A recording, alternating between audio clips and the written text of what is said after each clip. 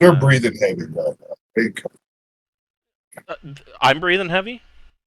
No, you said they're coming, and I said no, they're just breathing Oh, heavy right now. yes, right, yes. When they start logging on, then they'll be like coming. So, welcome to Deep Night Revelation. We're going to be picking up where we left off last week. These guys have explored, pretty much they came to the decision they have explored as much of the former abandoned colony in the Erline home system as they got as much information as they think they're going to get. And so they were at the consensus that they were going to head back to Revelation, who is currently in the midst of doing refueling operations at the large gas giant. And that's where we'll be picking up. Brian and Jack, playing Pappy and Mel, are supposed to be joining us at some point. Brian said that he was grabbing dinner and he was going to be just a little bit late, and Mel is out to dinner with his wife, so he's running just a little bit late. He's the dinner date with his wife is a consolation prize for the cancellation of the Jane's Addiction concert. So he's in mourning, and so before we get started, we would like to thank a friend of the Greenwater Guildhall. None of these are sponsorships, partnerships of any kind. They are just products that we really like. Tonight, we'd like to thank Easy Roller Dice. Easy Roller Dice makes beautiful dice and dice accoutrements and accessories and pretty much everything dice related. They've got a ton of selection. My personal favorites are the translucent dice. They are the best dice I have in my dice bag. I have hundreds and hundreds and hundreds of dice. I've got a pile. And but they have a whole bunch of different ones, but the translucent ones I found are really well balanced. They give me a good random roll every time. But they've got stone dice, and I believe they have some wood dice, and they've got gem dice and all sorts of stuff. They've even got those liquid core dice if you are into that. So check them out. Go to easyrollerdice.com and check out their website. They usually have some kind of deal going on, so that usually is the first thing that will pop up. It's going to be 10% off of this or 20% off of dice bags or what have you. So definitely go and check out what their deal for the week is.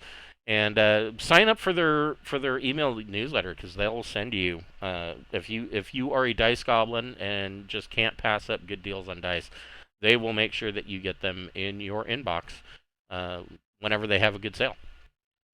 We also have a merch store via Zazzle. We've got hoodies and T-shirts and buttons, and there's a Whiskey Rocks glass and a beer stein, all sorts of stuff on there. And 100% of the proceeds from that shop goes directly back into our channel. That helps us pay for things like the Roll20 Pro subscription and Incarnate Pro subscription, so that we can make maps and things of that nature. And all those little, nitpicky bills that seem to not be so nitpicky when they all add up at the end of the month. So if you want to help us out, go get yourself one of those new Whiskey Rocks glasses, and we appreciate everything you do for us. So, my Wednesday night guys, playing Pirates of Gen X, we were talking, and at the end of the session, it came time. It was that point where I would normally hand out an XP point, and I have finally just kind of gotten to the point where I am not enamored with the XP point system anymore. And it's not that it's a bad system. It's the XP point experience point system is out of Traveler Companion, and it is, in my opinion, it's good for very casual play. Like if you were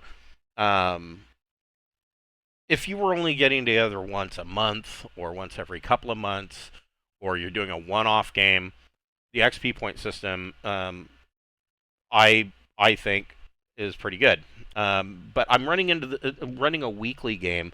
I have kind of noted, and especially with the Pirates of Gen X campaign, I have noted a distinct problem that really is very similar to the milestone XP from Dungeons and Dragons 5th Edition, in that the characters either level up and get skills way too fast, or um, or they're maxing out on certain skills way too quickly. And so I've decided that we're just going to go and use the standard rules out of the core rulebook. Excuse me. Where you study for a week per 8 weeks. level. No, it's 8 weeks, isn't it? Yeah, 8 weeks. 8 weeks per level. Yeah. No. 8, 16, 32, 64. I thought That now I'm in a Saturday game. That's what we're doing. It's just a regular rule book, and it's 8 weeks per level. it was 1 week per level. Oh no, because then you just traveling one jump would give you a level. I mean, that it would get you level 0 or 1. Let me double check this. the thing about the experience thing that I found is, I mean, you do get, okay, every week you're going to get, probably an experience point or two, and especially at the beginning when you try to do your character development. But, man, it's rare that you get 2 experience points in one session. Yeah. And you have to get them all. So you never, my characters have a whole bunch of 2s, They never get to, they're level 3 and level 4, skills and what that shit's from character creation. They've never evolved in any of that because, if you gave me 4 experience points at one time, you never did. So, I mean, not you personally, but it's just never rocked out that hard, Right. So that's my thing. Whereas if you study and you put the weeks in, anywhere that you're jumping a lot, you're going to get skills, but you still got to make that education roll. The big thing I see in this campaign is that, we're on a 10-year mission, just to get to where we're going to fulfill our mission. Right. So that alone is 520 weeks. If you think about like how many, opportunities for training, so it's right. And so, that would be, so with eight, is still, quite a few skills. So the big thing though is that the way you've been running. Oh yeah, you're right. It is 8 weeks. So yeah, I just feel that we'll go to the standard 8 week per level and move forward from there, because then so for one, you've got, it's 8 weeks of study time, so you're not going to be advancing too quickly, and 2, then there's of course the education, average 8+ education check to see if you succeed, whether or not you even get it. And then on top of that, because of the length of time, I don't even really feel that I have to put a cap on skill levels. Go fucking crazy. I don't care. Because, I mean, when you're talking about 8 weeks per level, it's like Wes said, you're not going to end up with too many that are going to be more than 2 or 3. So... when it takes 64 weeks to go from 3 to 4, and you have to make your roll. Right. So that's a lot to get the high rank shit that really, but at least there's a path to it. With the experience thing, unless you're allowed to save experience points, right. If you have to spend them when you get them, then you're just going to have a whole bunch of skills, but they're all going to be at level 0, 1, and 2. So it also looks like it wouldn't so it wouldn't necessarily be just one education check. It's per education check per study period. Okay. Right. So every 8 weeks you make every 1 year. Every 8 weeks you make a education check, and so like in their example, Traveler had electronics computers 1 and was trying to learn electronics computers 2. This would require 2 successful study periods, so he would have to succeed at 2 16-week or 2 8-week periods. Right. So when we hit 8, weeks, even if you're not done with your goal, you have to make that check. But I guess once you pass that check, you have that 8-week period in lock. So in theory, you're at most you're going to lose 8 weeks with a bad roll. You're not going to lose like 32 weeks. Yeah, I don't know. In previous games, the GM had a thing where you didn't have to go the full 8 weeks. If you screwed up a roll, he would, however much you missed by, that was how many weeks you had to study to make another roll. Yeah, that's not a bad way of doing it either. It's like you needed an 8, you rolled a 5. It's going to be 3 weeks, not 8 weeks, to make that up.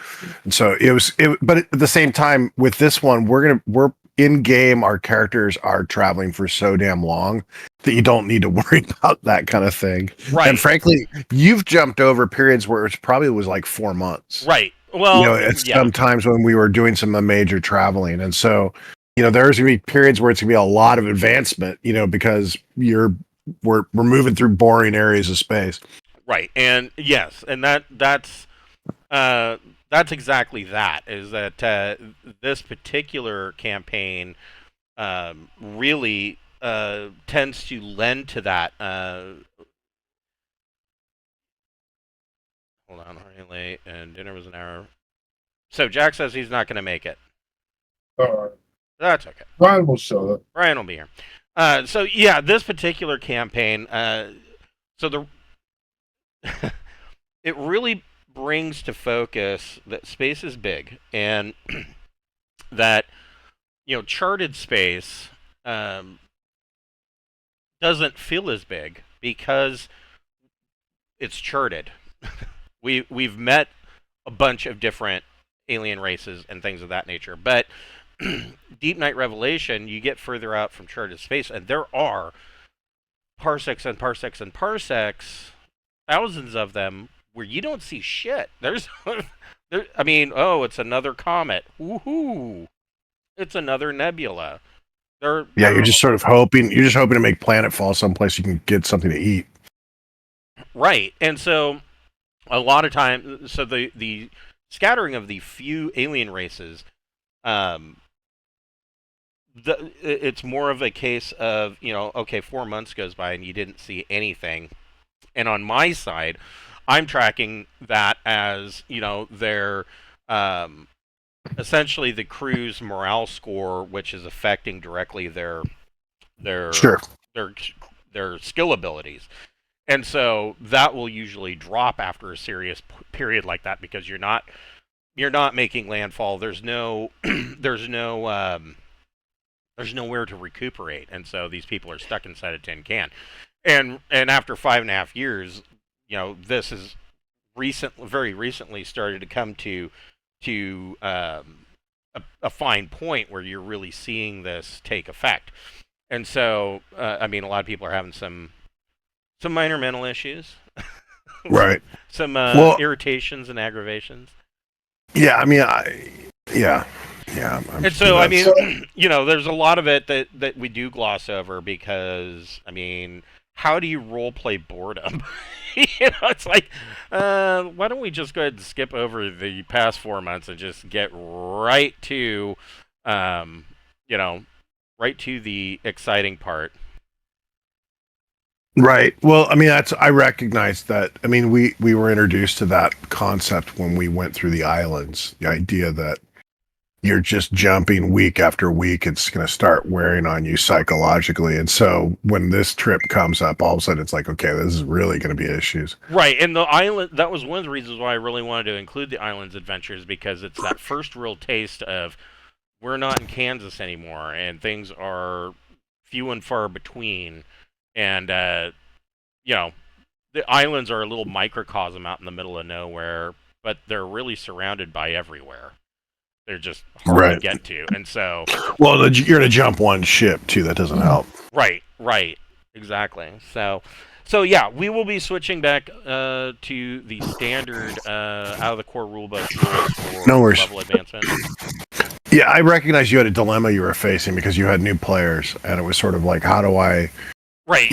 How do I beef them up? But these, vets are just been sponging up XP since day one, so they're just going to get grosser and grosser. Right. And yeah, there's that, and in my Pirates of Drenax campaign. So that campaign will this coming April it'll be 5 years, and so I'm looking at those characters, and like Wes is playing in that game, and he hasn't even been on it for the entire trip, and even his character is loaded with skills, and so I'm socially stacked so funky, man. right.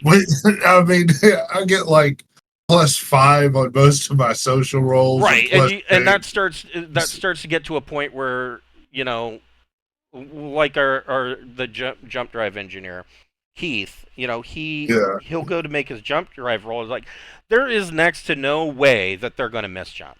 I mean, even with a bad astrogation roll, the odds of them misjumping, anything more than jump takes a couple more hours than you're used to is they're not going to miss their target by 1 or 2 parsecs. It's just and I'm devoting skill points to fucking art performance and shit. Well, and then because I'm playing a rock star. And then, of course, on top of that, because it's a pirates campaign and because they have access to Thieve, you throw in the tech level of tech level 15 with no law level and pretty much anything goes environment, and so now you've got characters that are maxed out on skills, and they can buy any kind of piece of equipment they want as long as it's available to them, and you just have overpowered characters. And after of almost 5 years, it's like, okay, we're ready for something new. We're used. I mean, ours we had so much money, right. Because we were doing the trade, we were doing speculative trade. As we traveled around, and then making a fortune off that system's far too generous in my mind. Yeah, the speculative trade can be quite lucrative. I mean, there is the possibility of getting some shitty rolls on that too, but the thing is that you're rolling for every single item up for sale, right? And so you sit there and go, "Oh, look, I can buy this one at 65% of its normal price." And so you buy it, and you're like, well, the next place I may not be able to sell it for what I really am hoping for, but if I can get a 10 or 11 on the roll, I'm looking at I'm selling it for 100%, right? And I bought it at 65%. That's the thing, is that I don't have to sell if I roll shitty. Well, I can go, I can't sell it for what I'm hoping for. I'm just going to hang on to it. These guys have done some of that, but they've also done a lot of pirating, and I mean,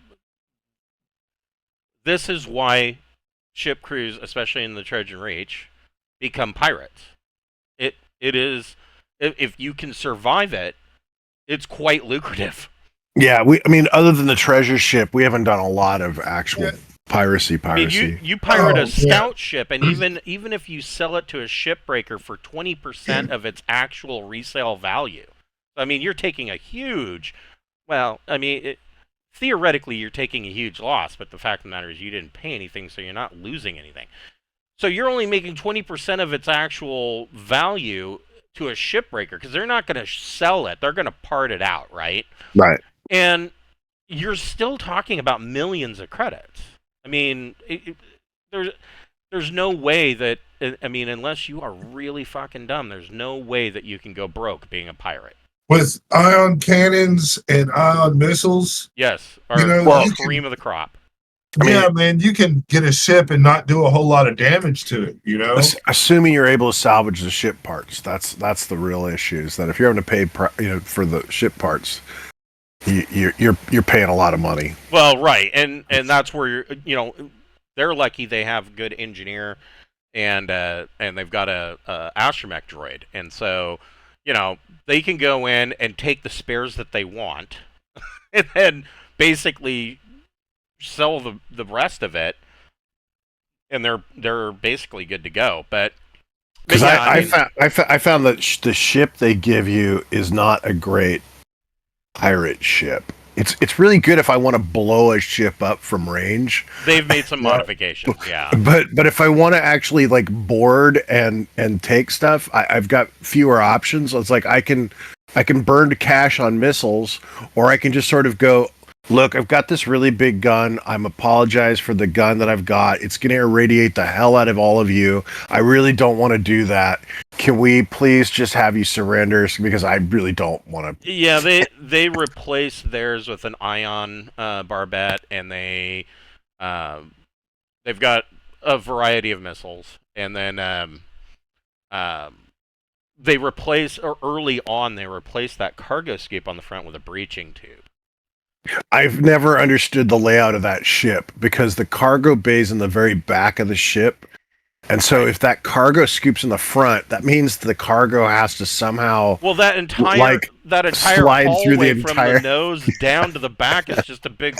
It's like an Amazon warehouse roller system. Yeah, exactly. That's it sucks the cargo and it just rolls it all the way to I'm the just back looking of at the this and I'm going, this is really a bad design. It's like, yeah. You don't want to get in the way of all that cargo getting sucked and the few in. other ships that the Rorix isn't so bad, but like the assault boat, the 100-ton assault boat, I forget the name of it, but they've got Sindalian ship designs are really fucked up. They're very, very weird. They kind of look cool. I mean, that's the whole thing. I mean, well, that was the whole Bat, point. Yeah, it's the Batmobile of spaceships, right? Yeah, but it was completely impractical. So, anyways, you guys, can we get the system map up? Yes, that's exactly what I am doing, because there's no need to get into piloting roles and whatnot. So, I don't think I don't think Will's actually seen this yet. So this is the Erline home system, and all of these named items, like here, and of course the former colony, which is where you were at. I really like these graphics. You did a cool job on those. Yeah, this one. Well, this one. I didn't do this. This actually came right out of JTAS issue number 12. Oh, nice. Well, I'm impressed. They don't usually look this nice. So there are a number of things in this system. Let's see here. So this is a K4 star. This world, they have. That's interesting. Oh, that's the other thing. I upgraded all of our games to the beta of Jumpgate, and it is much faster. It's not laggy, and I noticed that when you ping, it's like a little double ring. I kind of like that.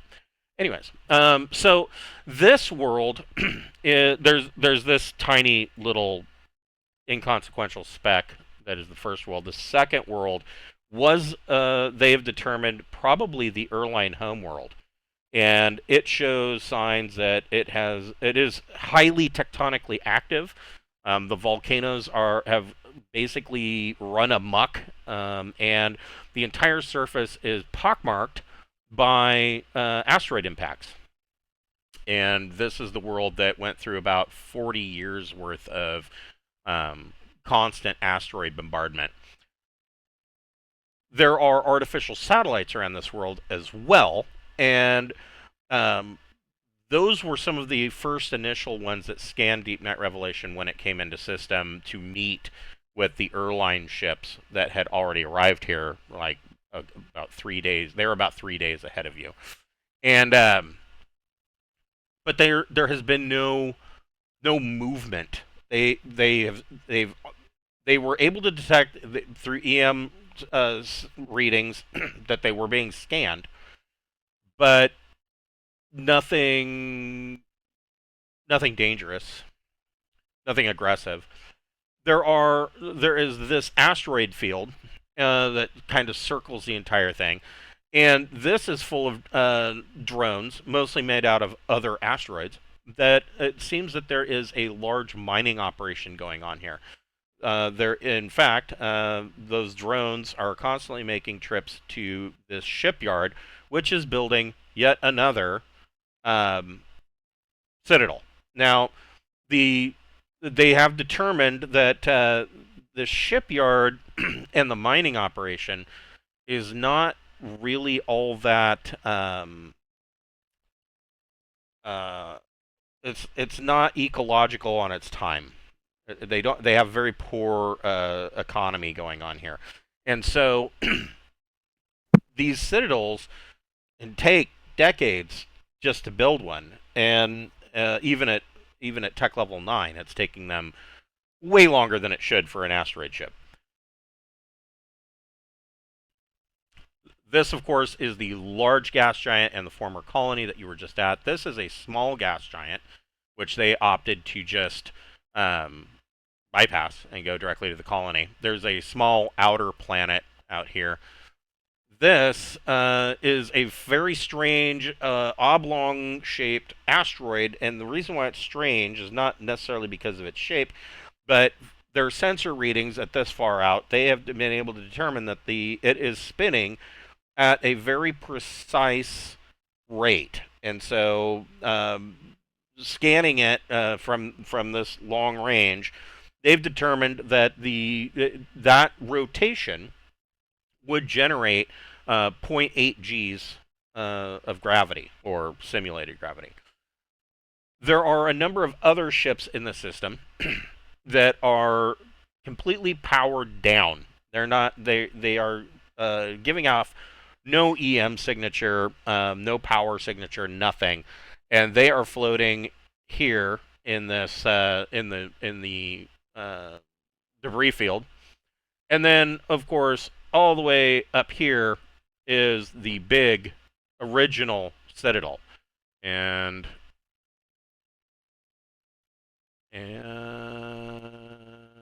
that, of course, looks something along these lines.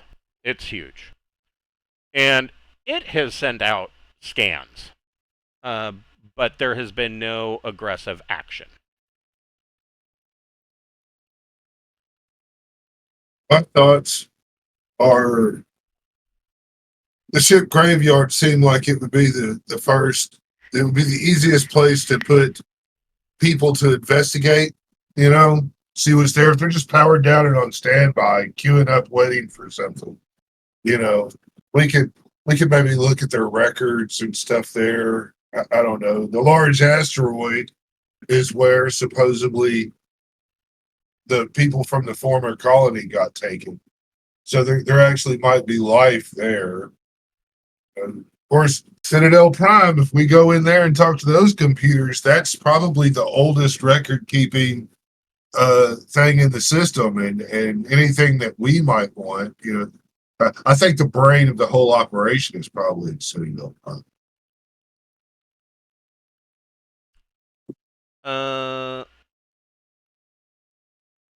Whoever would like to go ahead and make an electronics comms plus intellect or education check. That's you. Yeah. All right. Here we go.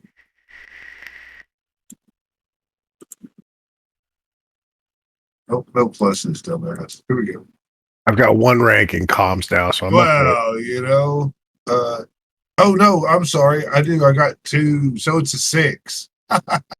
So yeah, with a 6, you are able to detect there is a, and this is a broad range signal. So basically this is an open channel to every active ship in the system.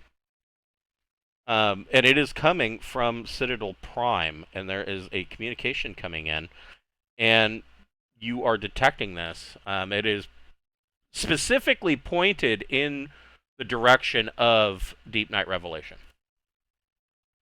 Well, can we decipher it in the airline language? So yes. So the weird thing about this is, so you you did have some contact with the previous Citadel that you ultimately invaded and put down, and it was all essentially it was binary code. and reports, and that was that was it. This time, the signal that is coming through is being received both by Deepnight Revelation and the Destinex, and of course the three other Erline ships that are in system. And you are getting a holographic avatar of an Erline. An artist's rendition of an avatar of. So you're getting like an anime avatar that's popping up on your hologram, and it is speaking in the ancient Erline dialect. So it'd be a lot like, if we were to travel, to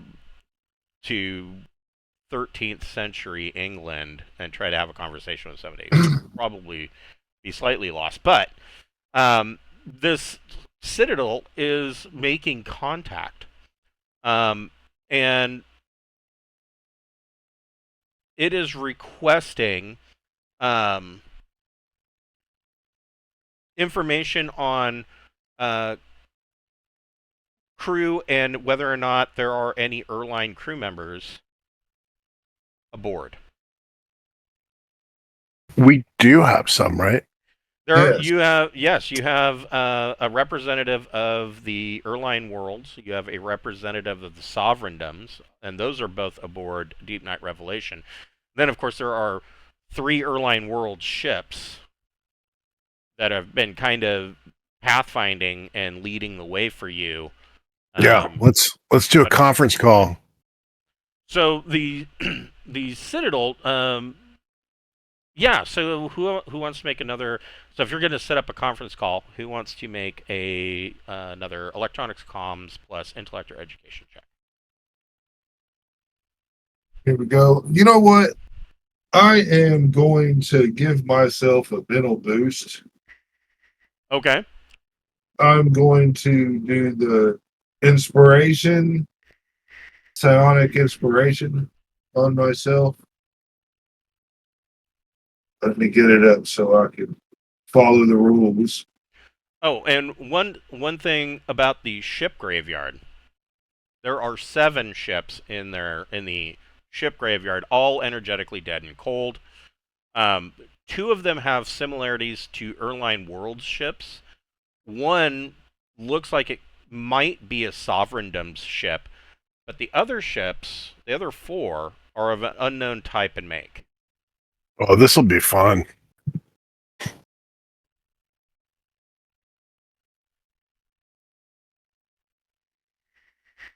Oh, look at that. Okay. And then you roll boxcars.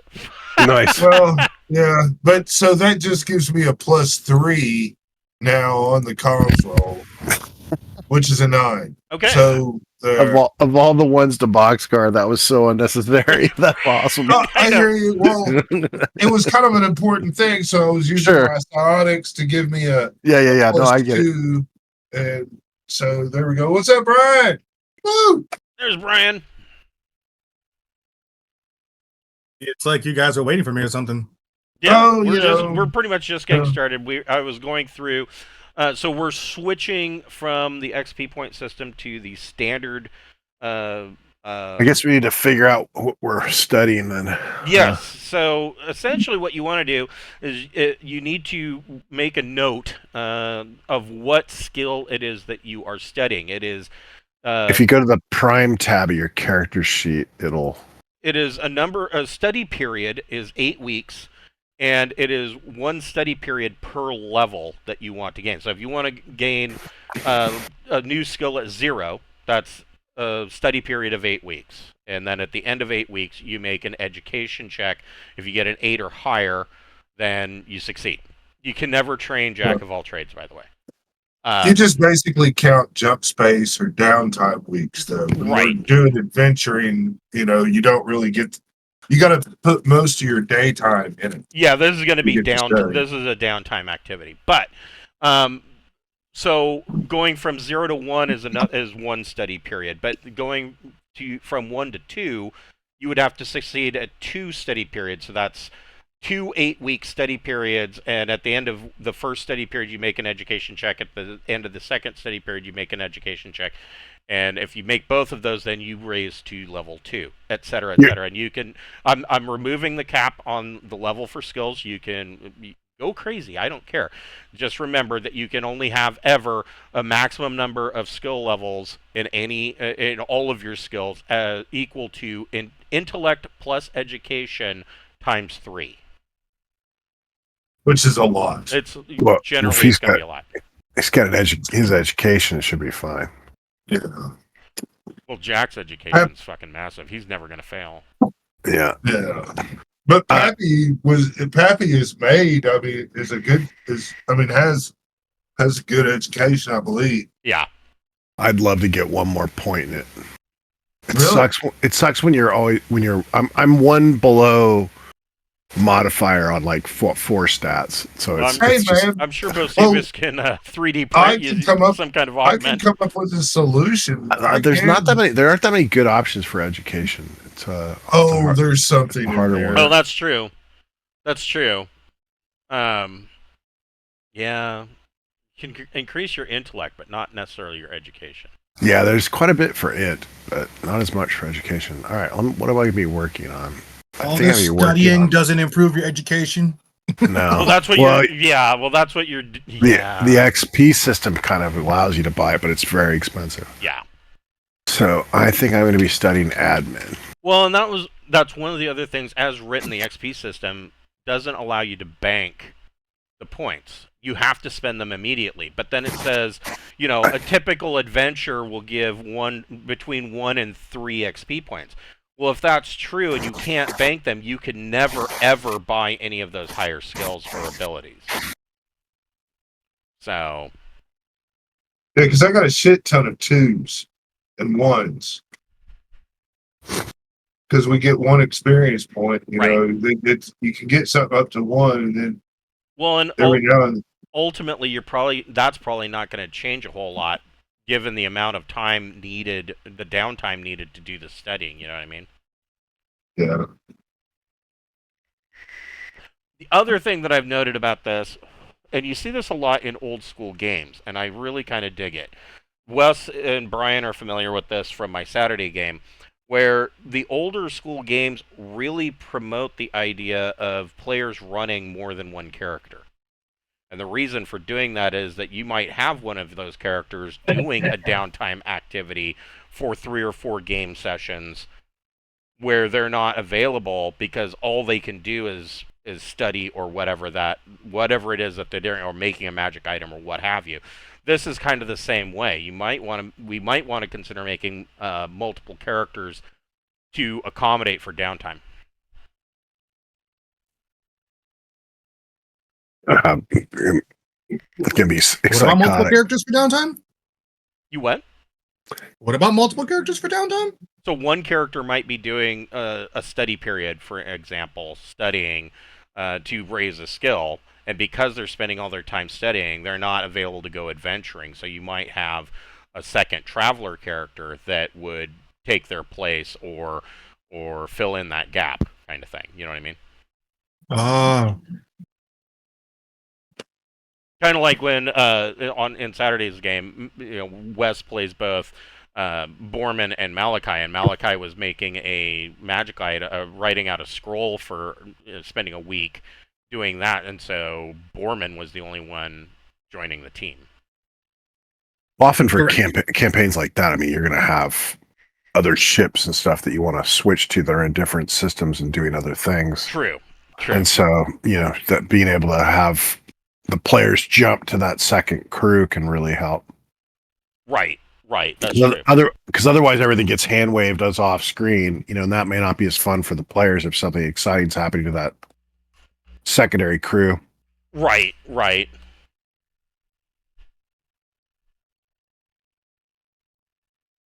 right. Well, I'm working on admin. That'll be what I'm dedicating my training time to.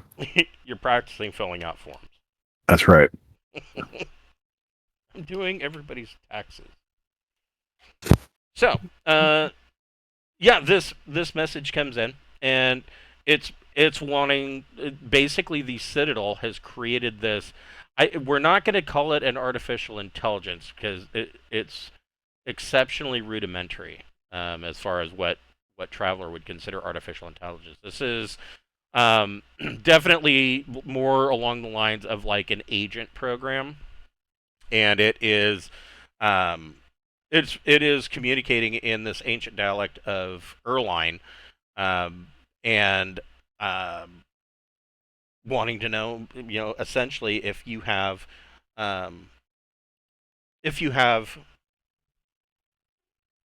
Erline crew.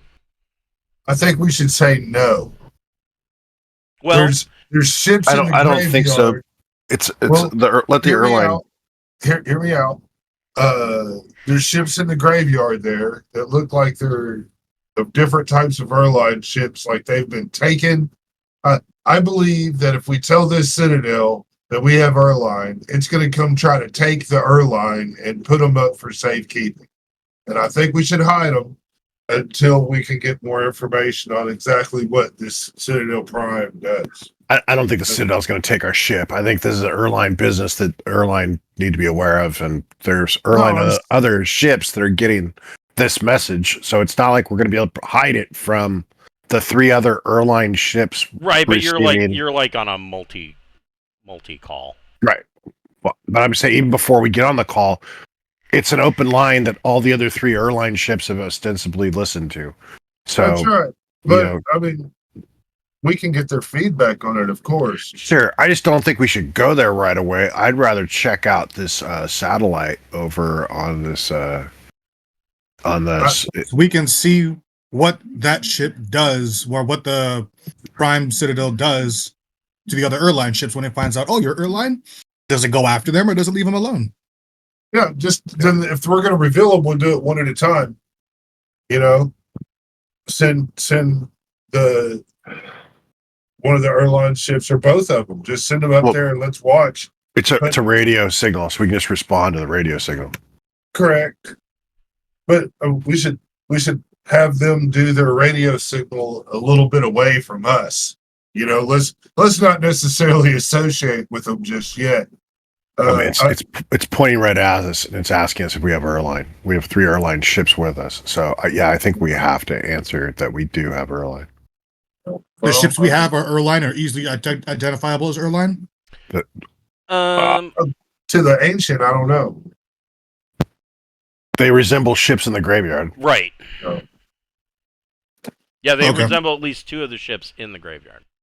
Yeah, but as I said. I really believe that if we tell any confirmation to this automated system, I believe we're dealing with. I don't believe we're dealing with anything really an actual sentience.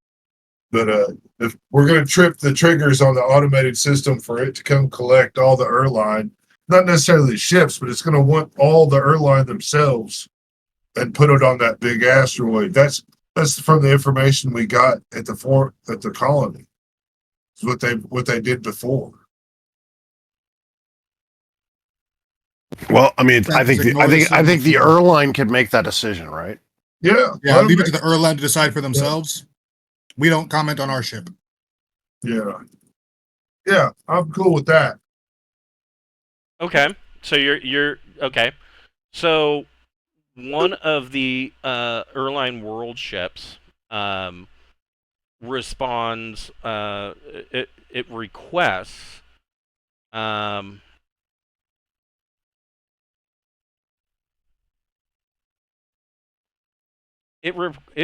they request information on the large obloid asteroid. The Citadel Prime's response is not in this case is not audio visual. The avatar is still there, but it sends out a broad wave communication that is essentially it's a data report. It's a file. All right. We want to analyze that. Yeah. Can that be isolated and looked at? Yeah. Through a clean computer? Somebody want to make a electronics, computers plus intellect or education? I'll get a +2 on that. I've got a 3. There you go. More than me. What about you, Brian? Yeah. On what? Electronics, computers, using your education. Or I only have intellect. 1 in electronics. Just the 1. I have a 0 in electronics and a 1 in intellect. So Got it. Okay. All right. Here we go. Oh, they changed the way. Nice. They changed They changed the way the interface looks. Yeah, this is the new jump gate. Yeah, it's a little pop up that asks if you want, bonuses, or it looks different. Kind of cool. All right. Well, I rolled well on that. Yes, you did. So the information that comes out of this file states that this asteroid is 3.4 kilometers in diameter and a length of 5.7 kilometers. There is a cylindrical cavity that measures just over 1 kilometer in diameter and is over 3 kilometers long. It shows lighting is active in the habitat via tubular filament that's pulled through the central cavity, so there's no natural light in the interior. You're not seeing any technical signs of any kind of grav plating or artificial gravity. Instead, it is showing external thrusters that keep the asteroid in a precise rotation. Rotation, yeah. That measures 0.9 G. There are significant life support systems. Looking at this report, you're guessing that a lot of the life support systems actually came from the former colony. Some of the others look like they were back engineered using those designs from the former colony, and are now new parts that have been assembled and put into place. It shows a total of 20,000 Erline have been relocated to the colony, and the habitat currently has a capacity for 1 million occupants. At least that is the estimation that Citadel Prime is giving. It estimates that it can support 1 million. hopefully it factors in how well they did in the crap space before. The question I would ask is, what is the plan for what's the length of time? What conditions would release them from? There are no conditions for release. This report is what it is. This is essentially, this is how Citadel Prime is ensuring that the Erline as a species continues. Keeping them all on the asteroid, away from any chance of interacting with the spore thing. Or as you're going over this report, the avatar from Citadel Prime then requests that any Erline crew members must come to the asteroid, and they, after spending 2 years in quarantine, would then join the population of the habitat. In suspended animation? No. Oh, I thought they were in suspended animation. I'm sorry, I misunderstood. They're all alive. Oh, they're okay. all alive and walking around. I misunderstood. I thought they were all frozen. I was like, okay, that's not good. Well, do we have any communication with them on the asteroid?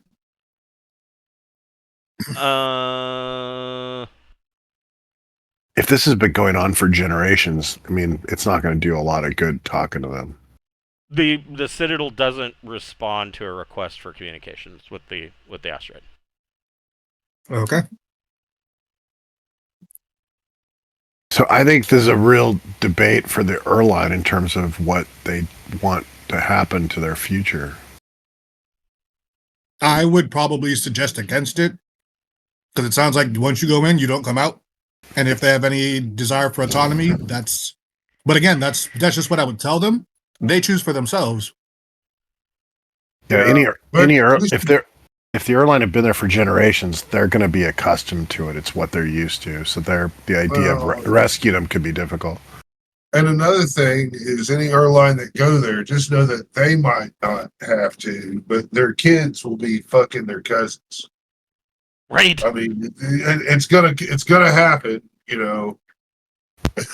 So there were all these people on Twitter, like the week after Alien Romulus came out, and so there's, not to give away any massive spoilers, but there is one of the characters, she's pregnant, and come to find out, and it's not stated equivocally, but it is hinted very strongly that the father of the child is her cousin.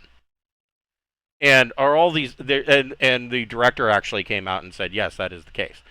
Well, all these people on Twitter were like up at arms, and I'm like, dude, it's a fucking colony out on the ass end of the frontier with a low population. Sooner or later, you're gonna be banging your cousin. That's just everybody. After a couple of generations, everybody in that colony is going to be related. Right? It's unavoidable. Right. I mean, there's a difference between second, third cousin and first cousin, but still. Right. Yeah. Right. Yeah. So I mean, they might need fresh DNA in there. That's probably why the thing wants any airline it finds. Sarda, looking over this report, go ahead and make another Electronics Computers Plus Intellect check. Sure.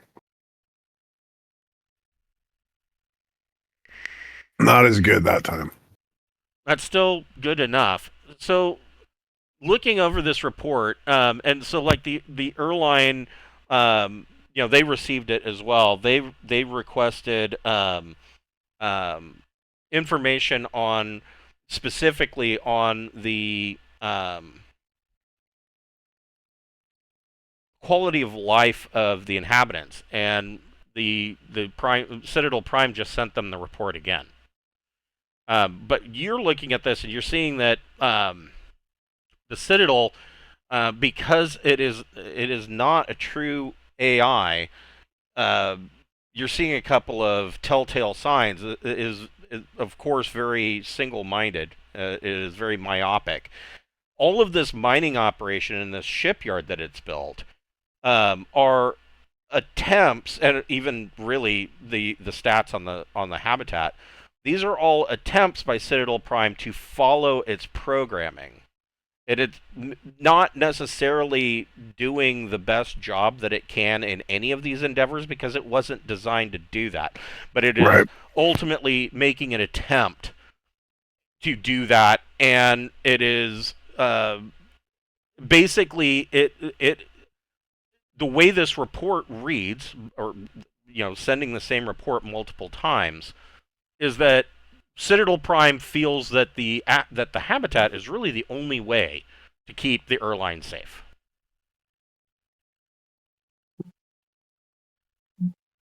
I think that's not a good sign.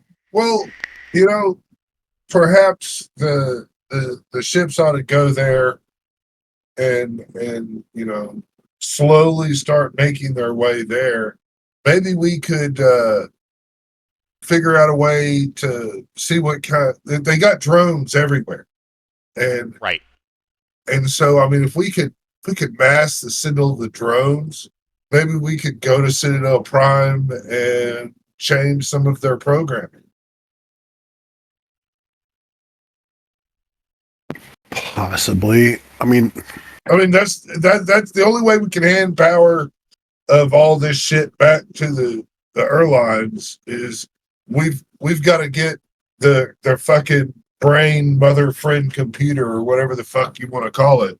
We have to get it back in line. It needs some new data, some new programming. Sure. It's not like it thinks. This just needs to know that there's more than one option. So this shows that we've got an active shipyard. Does that mean there are actually ships flying actively around the system? There are drones moving all throughout this asteroid belt that are mostly mining, but you have detected that they are armed. There are here. There are several of these throughout the Wow. asteroid. These are mass driver arrays. Yeah, that looks like they could pull back a punch. The light mass driver arrays, just as an example, do 6D. Heavy mass driver arrays can do 4DD of damage. Do they have? And they then, have, of like, course, any- you do see multiples of these guys. Yeah. Do they have any bigger drones that are more of a worker bee type thing? Maybe around the 200-ton, 50-ton even range? No, you're seeing these Citadel mobile units that are, they're about the size of actual. They're a little bit bigger than an actual Erline, and kind of built along that same mode of thinking. Do they travel in like swarms or packs or anything? Are they Oh, yeah. all in? Oh yeah, they can Okay. travel in swarms. How many people did we think were in that? It was like 30,000. 20,000 currently, 20,000. With a max population of 1 million. And it seems like some of these ships are traveling with a lot of people on board right now. So if we were to have to, if we were to say be able to rescue all 20,000, what would be looking at in terms of how many of those people could we actually put on ships that we've got with us currently? Want to go? Prob- They've been there for generations and generations. Would they even want to go? that's possibly- a question, too. Possibly not, but at the same time, if we're going to go fuck up the computer, might make that unlivable. And so that's all I'm thinking, is that if we mess up the computer, we may have to relocate these people for their own safety. And so that's why I was curious if we have. So That's fair. the Erline worlds, of course, are even the representative from the Sovereigndoms is agreeing, oddly enough, with the Erline worlds. They are adamant that these 20,000 souls on this habitat have to be liberated, right? But all of the both of those representatives and the crews of the 3 Erline world ships, they don't have the capacity for 20,000. And so they're already discussing amongst themselves a long-term repatriation, where one of their ships would have to head back to the Erline worlds, bring other ships, Right. and basically create essentially a convoy line to get these people off of this asteroid and back to the Erline worlds or the Sovereigndoms. Maybe give them the choice. But they're already planning that this would have. They're already discussing that this would be a long-term project that would probably take multiple years. We need to go deal with the computer first. Yeah.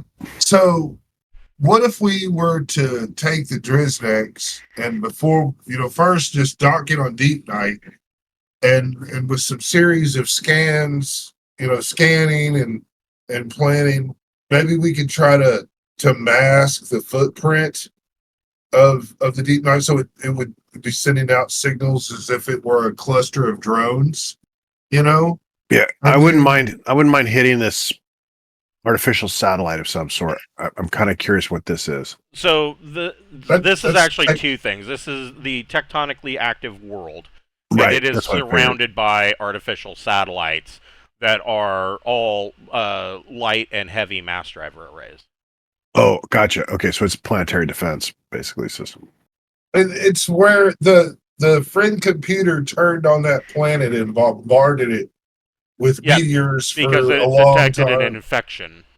Yeah, Gotcha. And so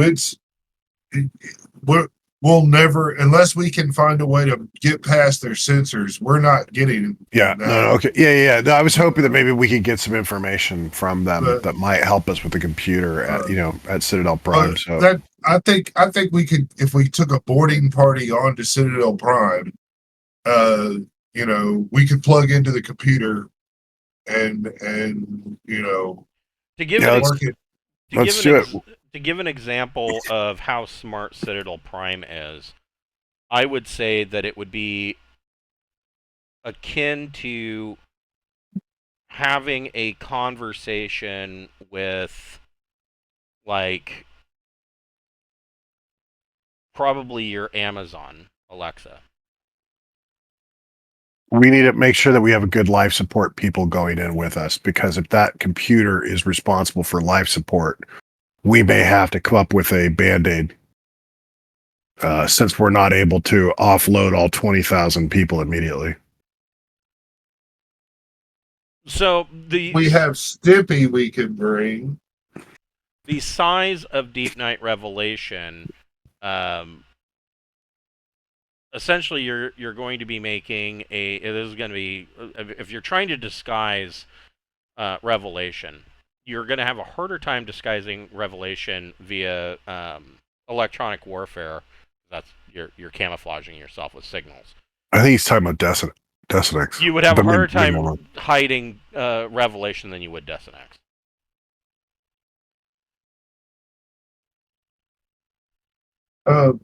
Stimpy has life support 1 engineering. We can take him.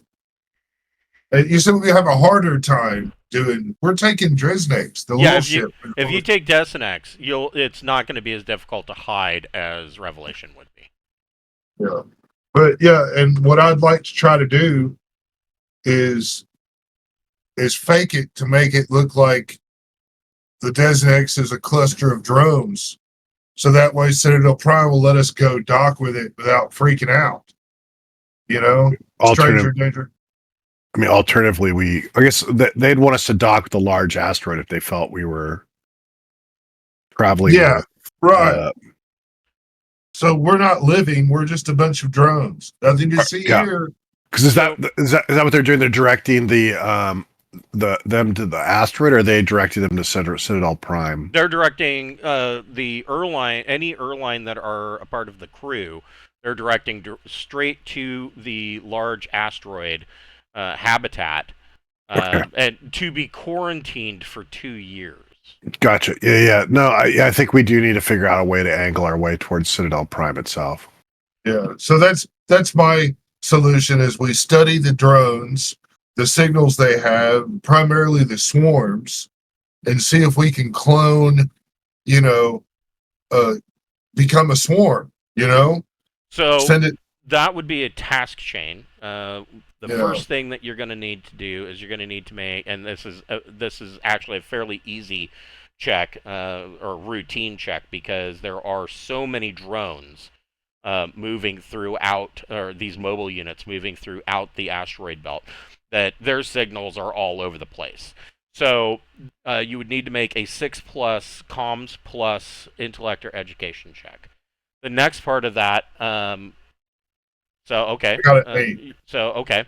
that is going to give you a +1. The next part of it is that really, even to hide Desinex, you're not going to be able to generate one signal that's going to make you look like multiple targets. But luckily for you, Desinex is a Deepnight scout and has probe drones, and so somebody would need to make a remote ops. I can do that. Electronics remote ops plus dex check to launch multiple drones, and then the last part of it, you can go ahead and make that check if you'd like, and you get a +1 to that. +1. 15. Holy shit. Hell yeah. And then the last part of that is that somebody will need to make an electronics, another electronics comms check, plus intellect or education, and you get a +2 to that, because you're basically telling those probes to generate a cloned signal.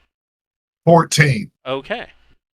So Desinex is now, basically being orbited by, I don't know, by 3 of these drones, and these three probes and Desnex itself are sending out this cloned signal that make it look and appear like a swarm of mobile units. And so that is going to make any other mobile units and Citadel Prime itself, or any of the mass driver arrays, they're going to have a -3 right off the top to, or not a -3. That's going to make them have a.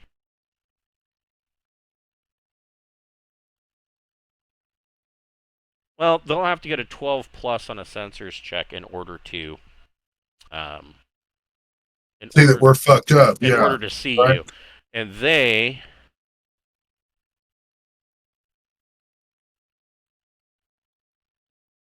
Believe it or not, it says they are worker or hunter killer. And of course, this book came out before the robot handbook, so let me. So they took into account that this strategy. Kind of, yeah. Hey, well, I'll give them a heads up to that. You know, Does the tech level difference make it? Sometimes that makes a difference for some of these contested. It might. Hold on. yeah, because then we'll get like a fucking plus.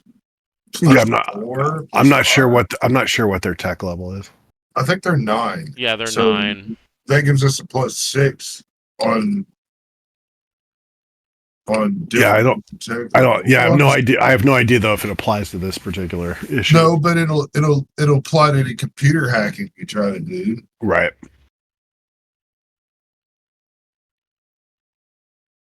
And it means that they're susceptible to EMP and stuff. So these mobile units have sensors, but they have no real skill in them. That's going to automatically make it probably at least very difficult. So they need to get a 12 plus in order to detect. And keep in mind they have no skill in sensors, so they're -3 right off the top. You'd think they'd have a rank of 0 at the very least. Citadel Prime does, but the individual Gotcha. the individual mobile units, they're standard hunter killer, and or labor. It says laborer, but they don't see that they have a laborer. They just have a standard servant skill package, and I that's going to be even worse. You're talking about essentially they're just, they mine. That's it. So yeah. And then so that means Pappy has to figure out our trajectory and getting in there and do all that, right? Yes. So that Pappy, you can make a piloting plus dex check. Now, you can draw on the map if you want. What trajectory does Pappy want to make? I mean, you could kind of hide behind this world. You can bop around with all the mobile units in the asteroid belt until you get closer. So yeah, with an 8, you can definitely make your trajectory. Go ahead and draw a line and show me how you want to do this. I can do it, but I didn't. I know I was going to have to come up with the plan for it. Guys, any thoughts on the plan? You're the one flying. Yeah, you fly, but I mean, if you notice these systems, they got arrows going in direction, Right. right? Yeah, So that's the direction of the orbit. I'm going to go clockwise with the orbit, Okay. and we're trying to get to. I guess you're going Up here. to Citadel Prime, yeah. yeah. I mean, I would go with the orbit and kind of go like through the shipyard. Wait, why are you not drawing? I say draw. You don't want to draw? The little You're fine. paintbrush and then select freehand. Oh no, I was. It just didn't do it at first. And then kind of work my way into this and kind of do like a skim the. Sorry, this is a horrible drawing. No. I never claimed to be an artist. No, that's fine. I mean, it's showing me the path and then kind of come down around. Yeah, but kind of work my way through it, but like kind of instead of going into it deep, but kind of skimming the outskirts of it more. Kind of like And that. then like what? I see no line. Oh yeah, like that. And then come out of the ship graveyard, like right by Citadel Prime. I kind of then work through it, yeah. Okay. But more on the outer side of it, and then swooping in. Oh, I see what you're saying. I gotcha. Okay. Sure. So yeah. So that.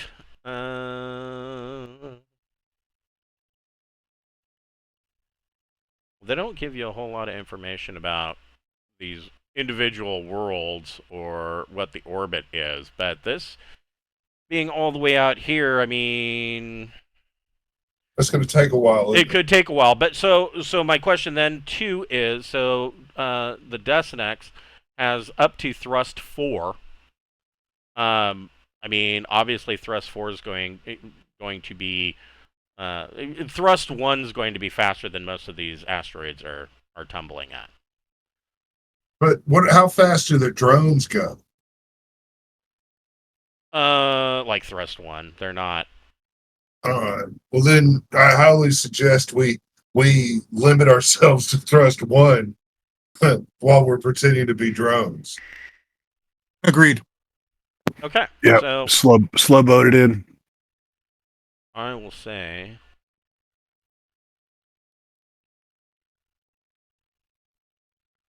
This far out, you're probably at thrust 1 looking at about 12 hours. Cool.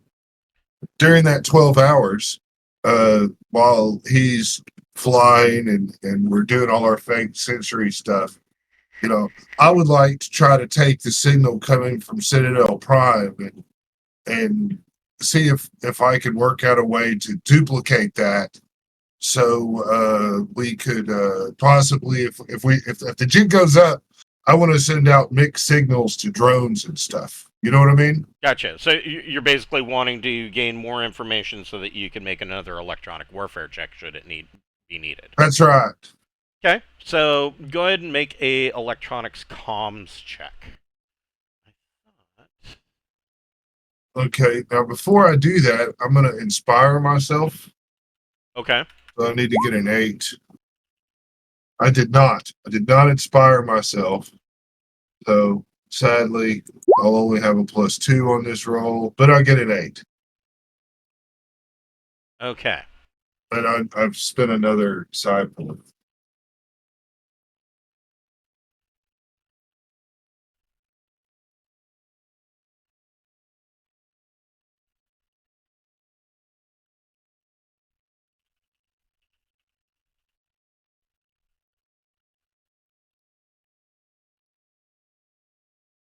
I'll give you guys control of that.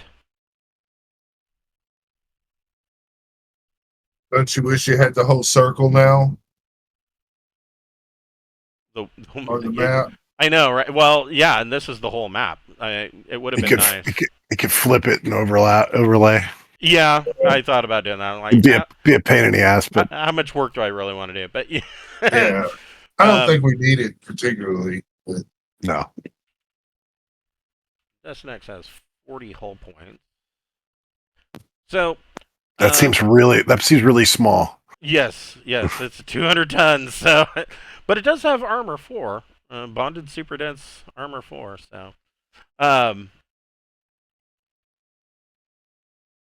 so Bocephus was doing a comm scan, right?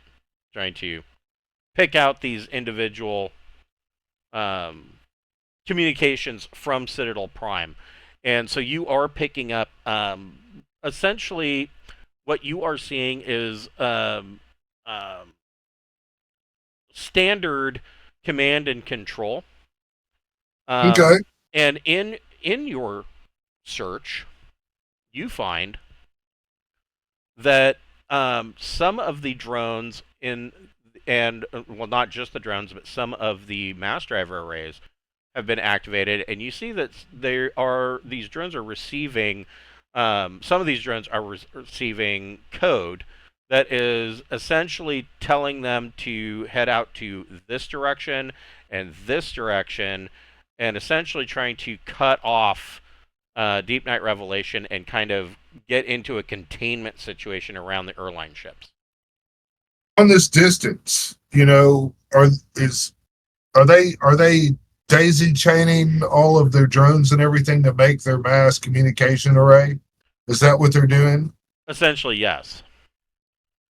Okay. So we could in theory release I think we should packets. I think we should radio. We need a radio Deep Night and have them retreat, pull back. Yeah. Because I mean, if they're about to start it engulfing, they've got to retreat so that they don't get surrounded. Yeah, I'm going to send a tight beam communications to Deep Night, advising them that they're about to get flanked and cut off, them and the Erline ships, and they should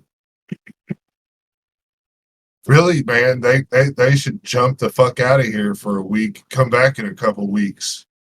Well, I mean, they could jump out. They could jump out 2 parsecs, and they could jump a full 4 parsecs, because and we could just meet them. Yeah, you could meet them because do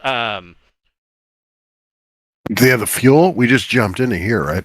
They've been refueling, and they've been doing it by Deepnight itself doing the skimming. Can we see the map of the general area, please? Sectors, subsectors, parsecs, blah blah. Yeah, let's see here. Dun, dun, dun. Remember where it is that I put you. There you go.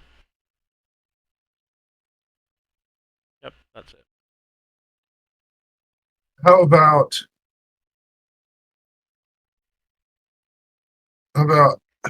507 here? Yeah, it's closest with a gas giant. So if I'm reading this right, the Deep Night Scout can make 2 consecutive jump 2 transits. So they could jump out because Deep Night has a 4 parsec jump. Why don't we meet here in this 2, naked 3, one? 4. They could go all the way down to here. Now, I mean, that's an entire possibility, yeah. I'm just thinking if we ask them to go right here in a naked, empty place and just chill, we'll zoom in. We could go there. They'll still have a J2. They could even come right back here and refuel if we solve this problem.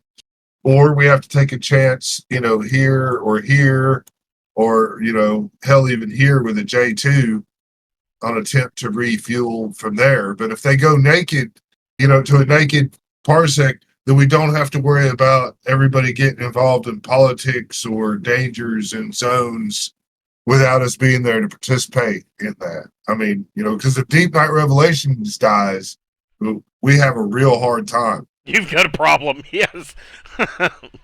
That's a long trip back. But that's just me. I don't care. They can go to 507 I'm just merely offering suggestions. Well, like I said, they could go all the way down here to 2118, or I'm sorry, 0218. Yeah, but the Erline ships can't, and we can't.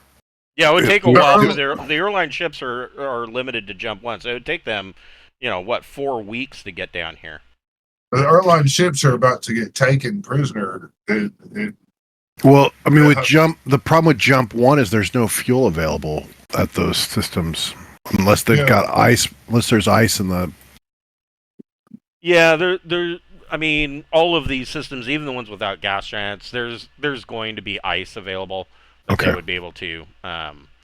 Even these blank hexes, there's a possibility of passing comets or rogues That But yeah, jumping into an empty hex isn't necessarily the death sentence that most people assume it is. Well, we can tell them to. I mean, I guess their last that we were coming from this way, so I've got to think. I mean, the they big had thing to is, come- just let them know that they're encircling the drones are attempting to encircle you. Do with that what you want, but Yeah. you might want to jump. and then the deep night goes, here. We can have the airlines kind of hole up in this system, and we can, address whatever we want.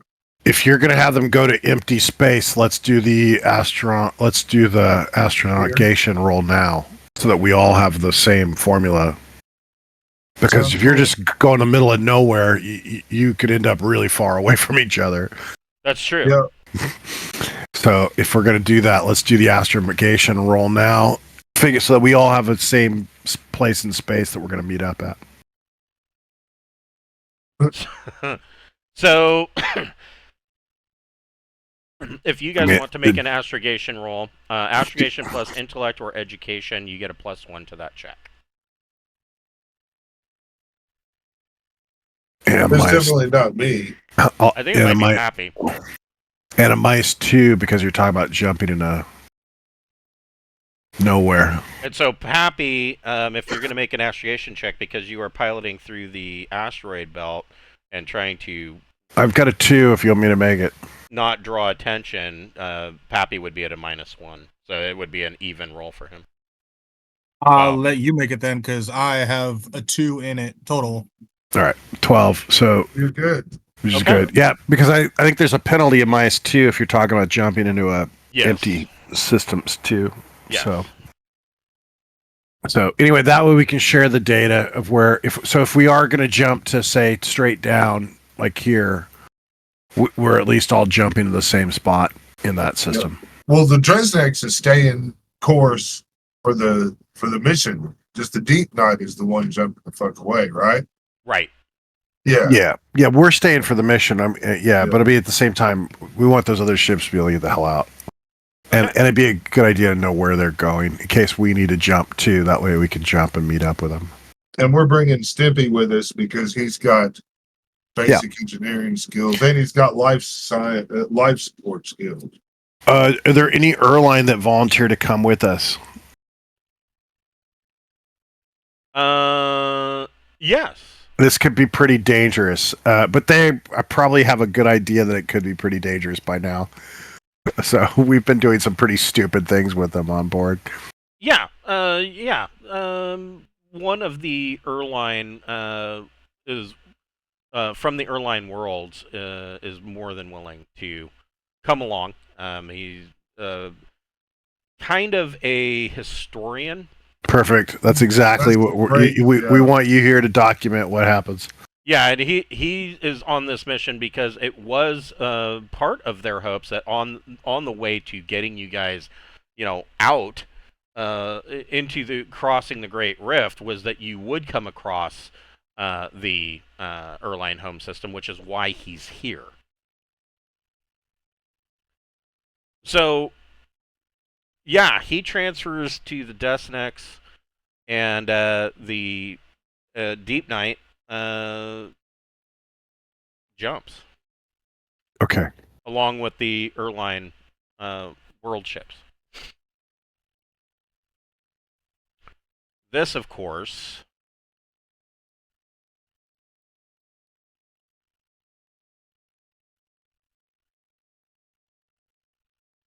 prompts the mobile units to scan, and they fail to see you.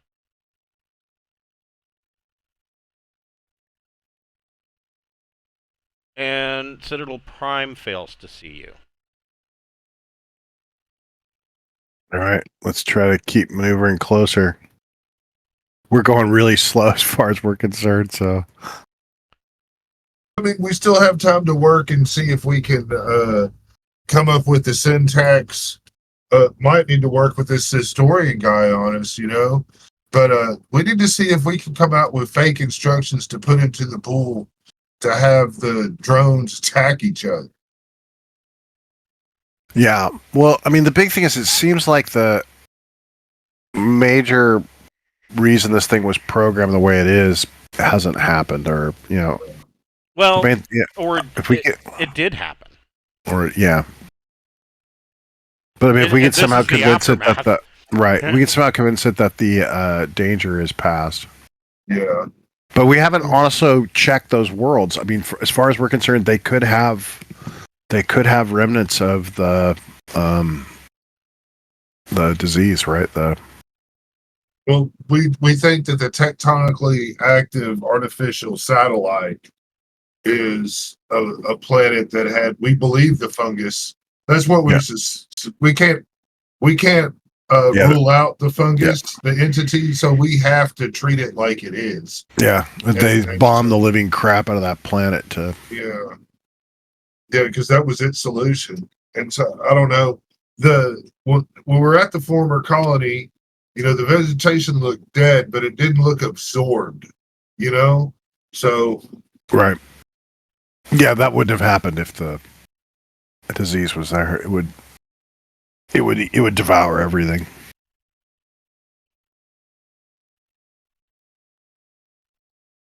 Oh, that was close.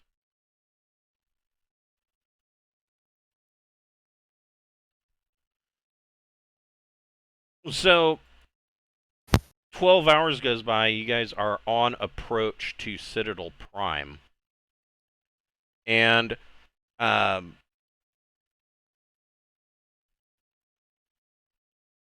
you guys, who wants to make a electronics comms plus intellect or education check?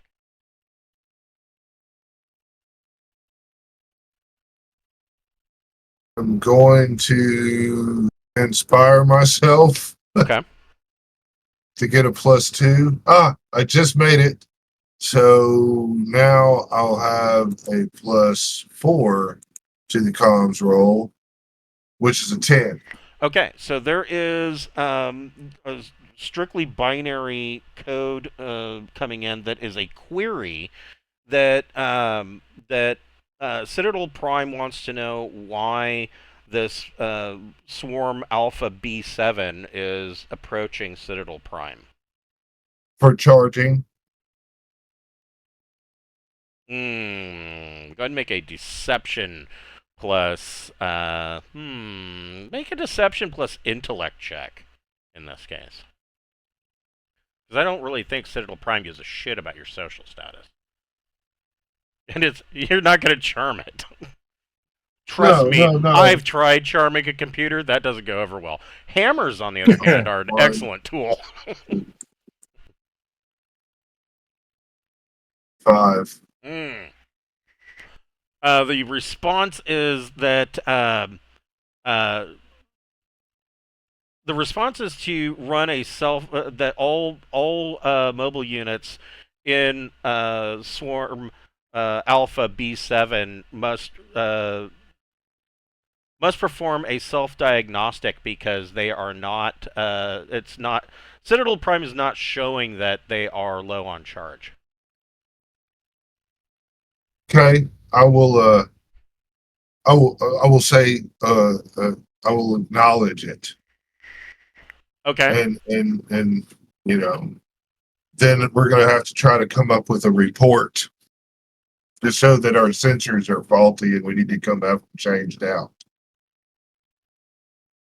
So that would be a task chain of another deception plus intellect check and an admin plus intellect check. Well, there's a 12 on the deception. That's gonna be there you go. That's gonna be a +2. So How who's close are admin? we? Are we continuing to get closer as we're doing this? Yeah. Yeah, so ended up being it's a 9 because I didn't add the 2 in. I didn't roll as great as I could. Yeah, that would be a 9. So you do send back a report showing that there is a the diagnostics are showing malfunctions across the board for your swarm, and Alpha or Citadel Prime gives Swarm Alpha B7 docking rights. Dock it, Dano. So Pappy, make a piloting plus dex check. I'm pilot. I fly.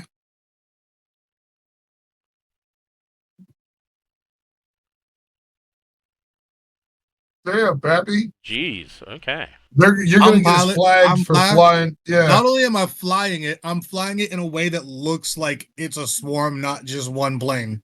Yeah. I threw in a couple spins and shit.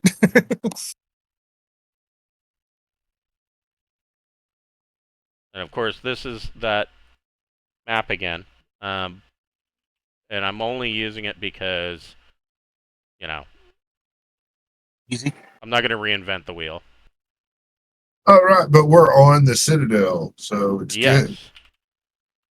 So you have docked, and you can see that this Citadel is much bigger. And as you are getting closer, you can see out the window that it looks, not only is this Citadel bigger, but it looks like it's added onto itself in a couple of cases. You can see additional manufacturing, external manufacturing parts on it, where it can actually do repairs and whatnot, or manufacture some of these mass driver arrays externally through manipulative arms and welders and whatnot. But Pappy's able to set down the Desinex in the central hangar, and since this map is the way it is, I'm just going to put down. Well, it doesn't matter.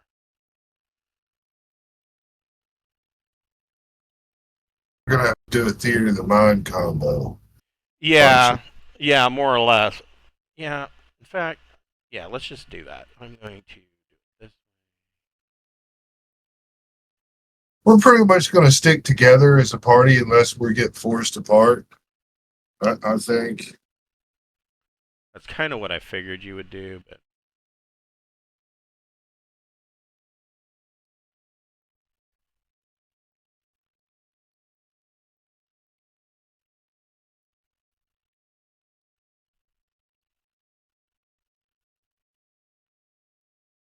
Yeah, you guys took down the Citadel before. I have to. Oh yeah, you went here for that madness. We got really lucky. That was just a lot of blind luck, frankly. there was a lot of good rolls. That's what it was. Yeah, that was my Could have ass gone was very busted. different. Yeah, that was terrifying. Okay. Well, we came out pretty good so far. So, I mean, was it harder to get on it last time? A little bit harder to get. We had to fight our way in to get to the to get to it. Yeah, we haven't even triggered the code red yet. Yeah. However, we have a harder time exiting. Yeah. We've pretty much got to win this so that we can shut off all the system defense. Yes.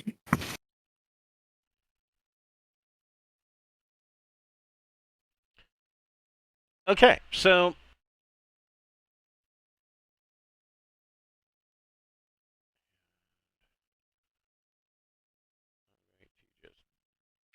do that, and I'll just copy and paste them as I need. So, yeah, so he's able to dock. There is this, there is an internal entryway that goes in, but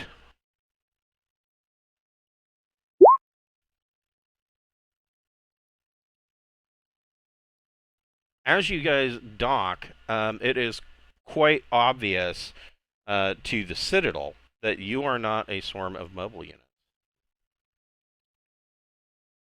And the proverbial shit has hit the fan. Yeah, you don't. I mean, you can make another electronics comms plus intellect check. 6. Oof. Mm. With a Everything looks good. Everything looks good. yeah, with a 6, you are picking up that some kind of internal alert has gone out, but the nature of it isn't evident. Look, we've got very short period of time. We need to fucking get in and shut the shit down. Yep. That's what we need to do, I believe. So there is an airlock door here and an airlock door here that leads into the central complex. As command and control. Right, which is where we need to get to as quickly as possible. Yeah. So let's immediately start going that way. Okay. Yeah. So this door, because of the internal alert, is locked down. All right. So you got two options. You can, of course, attempt to hack it, which could be difficult. You're talking. It could take a while. But I mean, you do get a bonus with the difference between the tech level of whatever computer you're using and the Citadel, which is at tech level 9. So there's that. Plus whatever bonus you get from software. Or you can try a mechanical or a mechanic plus. Well, it really depends on which route you're going, but it would basically be you're trying to pick the lock or force the door open. So, I mean, it could be a mechanic plus strength check. It could be a mechanic plus intellect check as you're trying to hotwire the thing. We've got a laser cutting tool. I don't know how quickly that would do it. Laser cutters. Alternatively, could our ship just shoot it? If we're in this hangar? I mean, that would definitely make a door, wouldn't it? That would open the door. Let's see here. I mean, it would open the airlock rather. So I'm hoping there's an airlock on the docking bay itself. This could be exciting. So laser cutting gear. Yeah, it's the one from Central Supply, so it's not going to be real quick. It's not the tripod. The tripod's the one where you can get. Who's got the Says best it'll cut computer? through metals constructed at less than TL16. Backpack, power supply, and laser or plasma cutting unit. This cutting gear is standard for use aboard starships. It can cut through most materials prior to TL16, although cutting through hull armor requires a very long time to create a breach. If used as a weapon, it inflicts DM-2 to attack rolls and has an effective range of 10 meters, but deals 60 damage. Yeah, I mean, I don't know if that may not be the one that I've got. It seemed like the one I've got is much more portable. It's called a laser tool. It's from Central Supply. Well, I've got a TL14 personal. I've got a TL14 computer. Yeah, this is in Central Supply. Right, maybe that's it then. I didn't think it was that fancy. I know there's one that's like on a tripod. Yeah, that's the drill. Yeah, I don't have that. I didn't. That would seem like a bit much. Well, with a TL14 computer, you get +5, and then a computer skill of 1 is +6. The problem is that it's very lengthy to hack anything.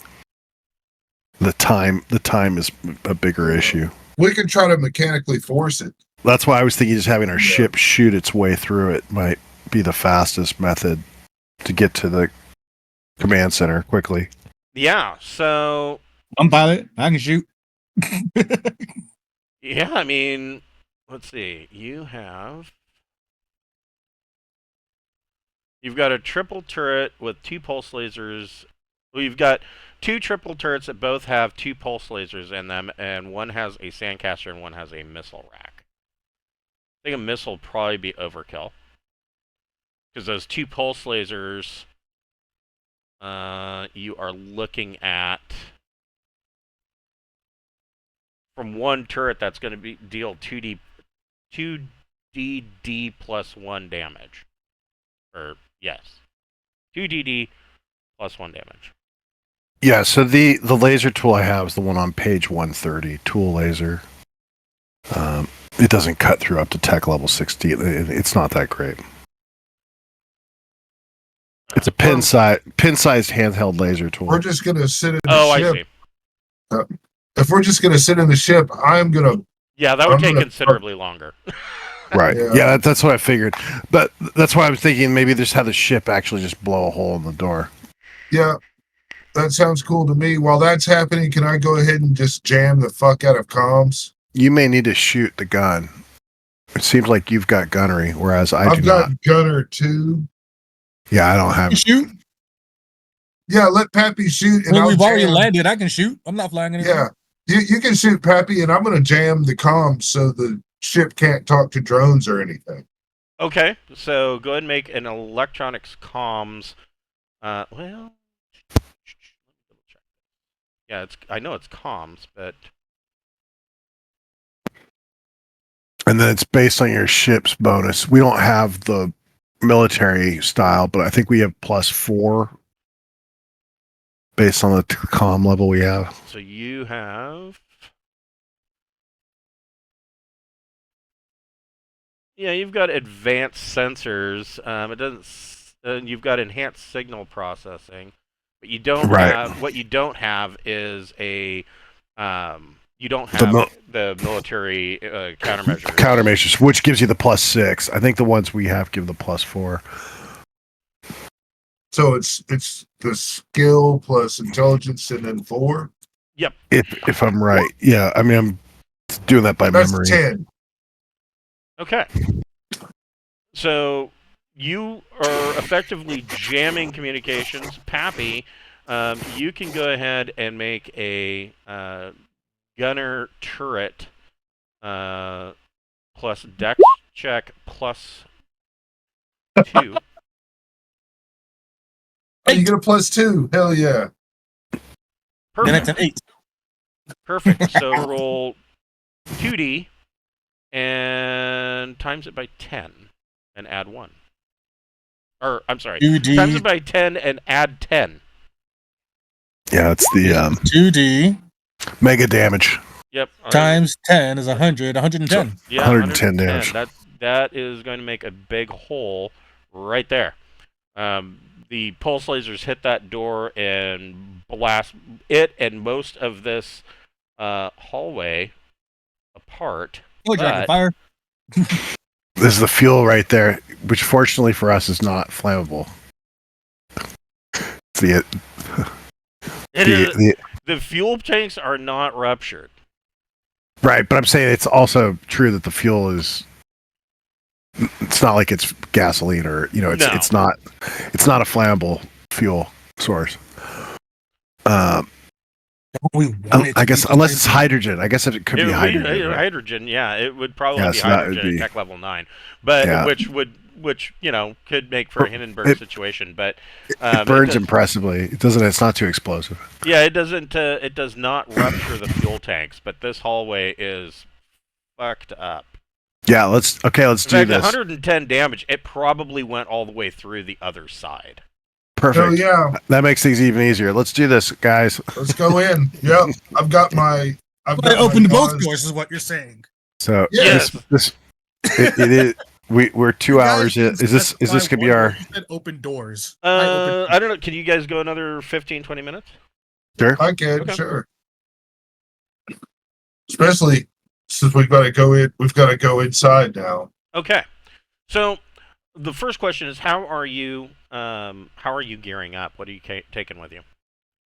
Yeah, that's a good question. Wearing my Like the Diplo lasers. vest. I think we need. Vest. Well, I think we need to wear vac suits for this. That's what I was saying. I'm wearing a hazardous vac suit with a Diplo vest under it, and then I'm bringing my my Gauss sniper rifle and my Gauss pistol and medikit, computer, ready to What- go. Okay. What do they have in the way of rifles? Do they have additional Gauss rifles? Is that a bit? From Deepnight? Yeah. Yes, they do. They have. Well, I've got attached to my laser if you want my Gauss sniper for this mission. I don't really want a sniper rifle. I'm kind of looking for something with some auto and some fuel, some ammo. This is the instilled arms Deepnight carbine is their standard Gauss rifle. Yeah, that's not bad. Yeah, I'll take one of those into because I've been going in with pistols and I'm sitting there going, this is not a pistol. No, I actually saw this. I'm like, this is actually a really good standard issue long arm for an exploration mission. Yeah, I'm gonna grab one of those for this because it's not a pistol situation. Just imagine you got a rack of these things in the Destinex, kind of like the stun gun rack in the Eagles from Space 1999. There's a couple of rocket launchers in there, you know, armor piercing lasers, APLs. So yeah, you can grab one of those. Great. Yeah, so I think that and hazardous environment suit. Yeah. Okay. What about Pappy? An expando shield. Yeah. Well, but I'm going with the rifle, so the shield's not as useful. He's gonna go with his laser backpack one. The laser rifle. Yep. I mean, in theory, I could have the sidearm on my hip in case I need it. Yes, you could. And then for gear. Now, are you using a laser sidearm? Yes. The laser. So yeah, theoretically speaking, I mean, you could run a cable from the same power backpack for that laser sniper rifle to the pistol. Mm-hmm. Yeah, that's what I was like, yep, I can use the same power, so... That increases the pistol to, like, what, 200 shots or something like that? The pistol is 350 with... I think it's 350 with the backpack. It's,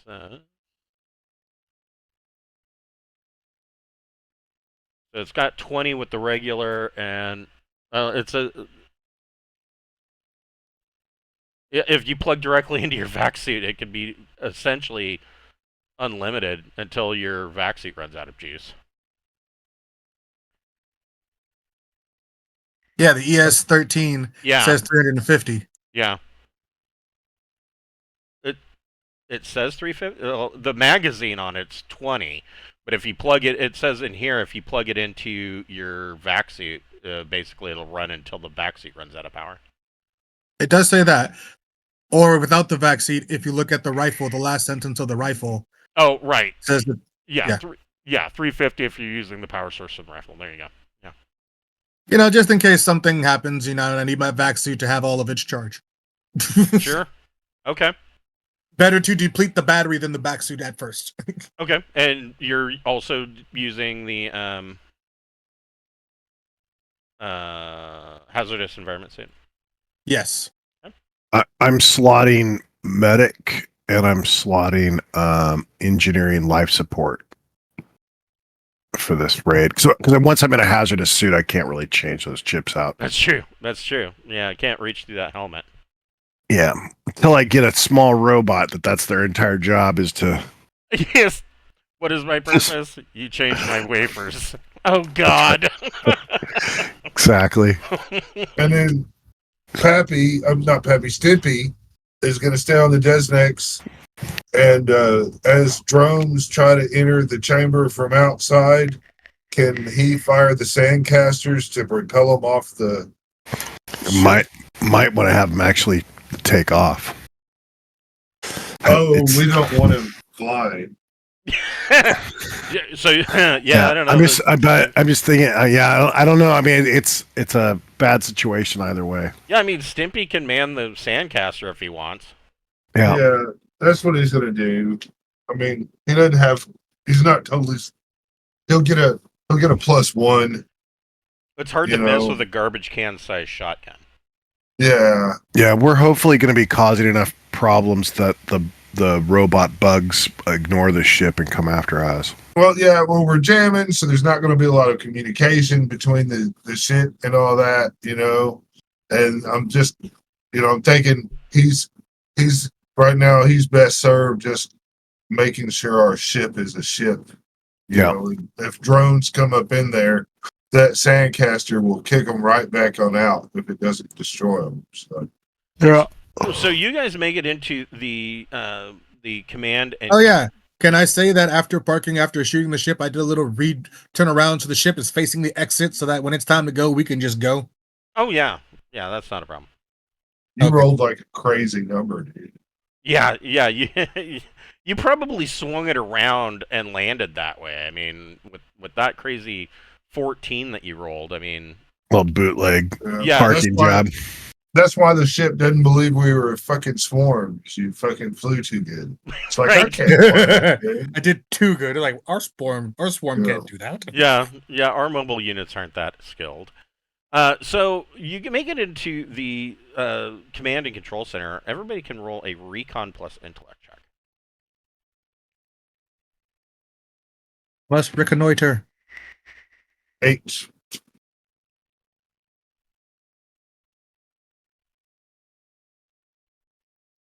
Okay, so you all made it. So in this command and control center, I mean, in a lot of ways, it's very similar to the one that you dealt with before, only much bigger, and you see a lot more displays. And each of you notices something different on a different display. Sarda, you immediately notice a display that seems to be tracking information that is being fed to it by the artificial satellites around the tectonically active second planet. Right.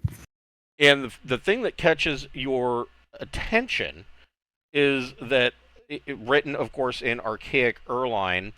Well, go ahead and make a language Erline plus intellect or education check. I'm trying to remember what. I think I've got a 1 in Erline from the. I'm trying to remember how that worked.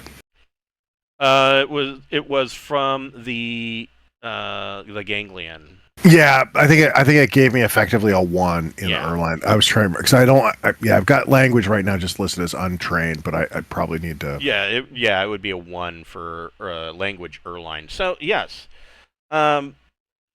you're able to make out that that roll should actually be higher. That's actually with the -3 factored in for. Being on the track. That should be like an 11 or 12. So yeah, you are able to determine that this screen, in addition to just monitoring the surface conditions of this world, which are not great. I mean, you're talking about what you're reading is that you're talking about a world where it's not going to be too many hundreds of years, and this planet's essentially going to turn into like Venus. Okay. The volcanic activity is basically destroying this planet. But part of what these artificial satellites are scanning this planet for are signs of infection. Right. And there is a sub-report that is listing what the signs of infection are. Yeah, any of that data we definitely want. In fact, I wouldn't mind actually going to that satellite, and I mean that thing, knowing what it's looking for and searching for would really help us. Because I don't know that we have. And how it detects it and all that stuff. Yeah, we want to know how. Because that'd probably be better than we can detect. I think so. So Bocephus, you are looking, and you find a display that is estimating and tracking multiple other citadels. Now you know that from the information that you got from the previous citadel that you destroyed, from those computer cores that you took from it, you know that there could be upwards of 100 of these fucking things out there, right? And so this is showing estimated times and travel routes And keep in mind, they don't jump. They work at sublight speeds, and essentially they slingshot themselves around stars or gas giants to gain momentum. But it appears, according to this, that at least some of these return back in long, hundreds and hundreds of years long loops to return information and upload to Citadel Prime. So Citadel Prime is actually acting on more information now than it did when it annihilated the Erline homeworld to stop the infection. Right. I mean, theoretically. I mean, it's at least knowledgeable about many subsectors around it. And This Pappy, might have made it decide we need to go even hardcore because this stuff has spread. Pappy, you see a monitor that is going over. It's basically crunching. It's analyzing data. Specifically, the data that it's analyzing seems to be coming from, or it's analyzing data from the ship graveyard. Huh. And it seems that It's like- Citadel Prime has some pretty big questions about some of the ships in the ship graveyard. Does it have answers? You would have to make an electronics. Somebody would have to make an electronics computers plus intellect or education check in order to figure that out. I think I share what I I find think that's with them. it's lower priority at the moment. I think right now we've got to turn off anything we can do to turn off weapons and security measures is going to be our best bet at the moment. Yeah. Oh, go ahead. As you are kind of looking at these and making a decision that, okay, where's that weapons console kind of thing, you see that a console comes alive and there is the Erline avatar that Citadel Prime has created, and it comes up and it pops up in a hologram, and it states that it is aware of your presence. Is it creepy like the little girl from Resident Evil? No, it's not that smart. Um, In fact, it just very plainly and flatly states, "I'm aware of your." Or Citadel Prime is. It talks in the third person. Citadel Prime is aware of your presence.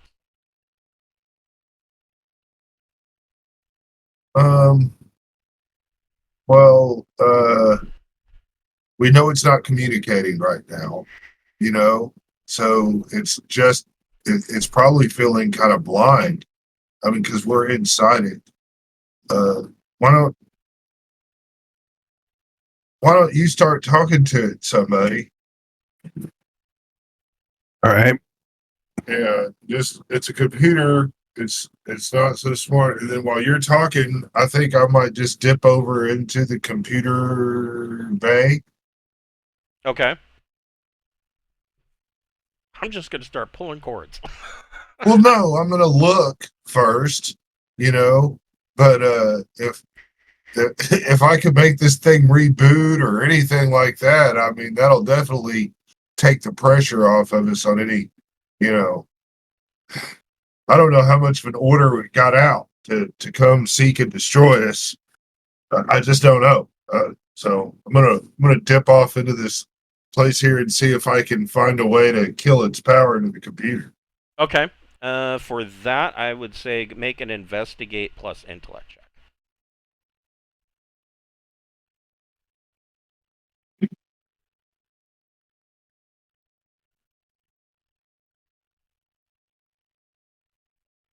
Six. You see, so there's a meme where it says the manager asking the corporate IT guy, can you track down the source of this cable? And the guy's looking through this like barren underground hallway, and there's like thousands of Cat 5 line that are essentially all the same color, and the guy responds, "There is no way in hell that I'm doing this." That's essentially what you're looking at. You're not seeing. I mean, you see a lot of wires, a lot of electronics. No, you're baffled as to where the power source. I mean, there must be. They must be coming from somewhere, but it would take you days to track everything down. The hologram then requests or says, "Please state the nature of this intrusion." To save the Erline. It. Routine maintenance is better option. Make a deception plus intellect check. Sure. I wish I was smarter. 9. Yeah, I'm trained a skill, but I've got a 0 with intellect. So it says it responds and it says no Erline technicians detected.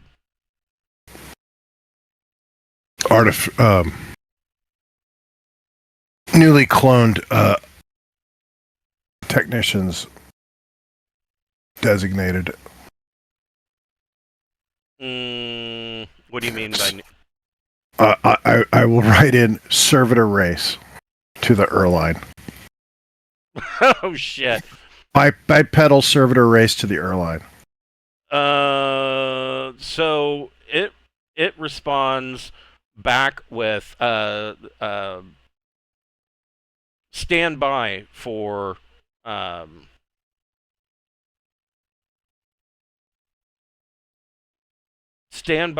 infection check. Okay. We're gonna be checked for infection, guys. And these doors open.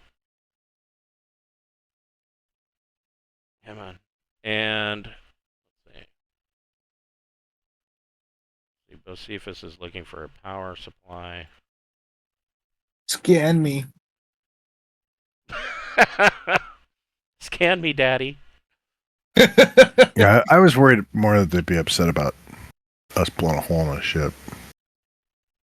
Well, it didn't let us in, so, you know. Doesn't have feelings. Yeah, it's true. And so these doors open, and 3 of these mobile units come in, and basically start scanning you. I mean, literally, you can see that a laser scan comes out and scans. It goes over each of you, almost like it's giving like a 3D X-ray type scan. And you can see on some of these monitors that your bodies are coming up. And I'll starfish for her, make it easier. and it shows, and the Citadel responds with no immediate signs of infection received or detected.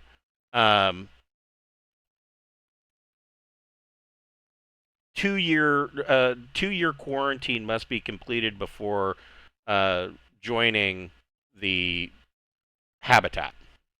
Excellent. Well, we're here to replace filters. No maintenance is required. But maintenance was ordered. It says additional information required. Please upload all data on Erline species that you have presently with you.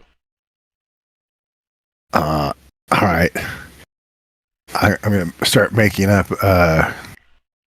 Well, I mean, you could tell it the truth. That we. I mean, yeah. I mean, basically, we've got information. We got 2 humans, and I can't remember what race Bocephus is. Chikari. Chikari, yeah. So I basically can upload some information on humans and Chikari. Okay. Are you telling it any? Are you uploading any information on the Erline worlds, the sovereigndoms, the Tenepal?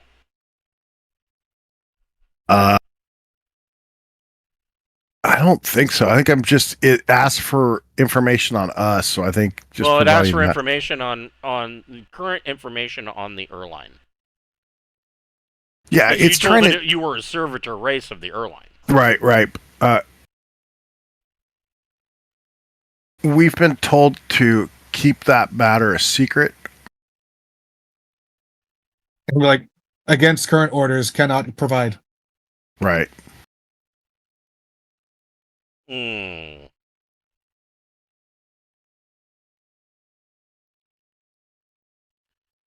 So it responds back that it that cannot allow maintenance without current information on Erline and servitor races.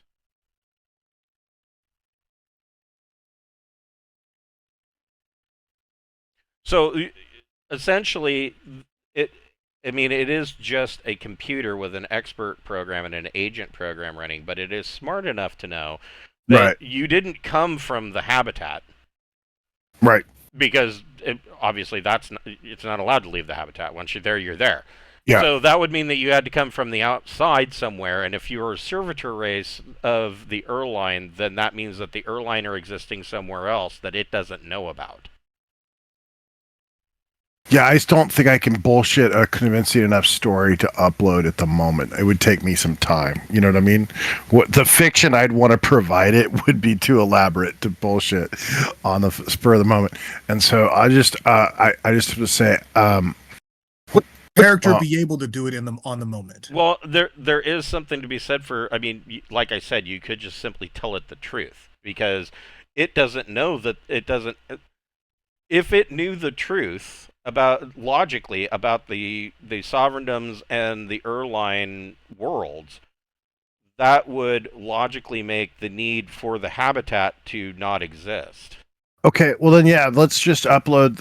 Let's give it the full works then. Let's all the way from the planetary bombardment and just let's give it the works. And let it try. Hopefully, it'll understand what it's doing to the Erline. Okay. Go ahead and make a electronics computer plus intellect check. Yeah, intellect. Okay. Not education, huh? Or education. You can use it. Oh, perfect.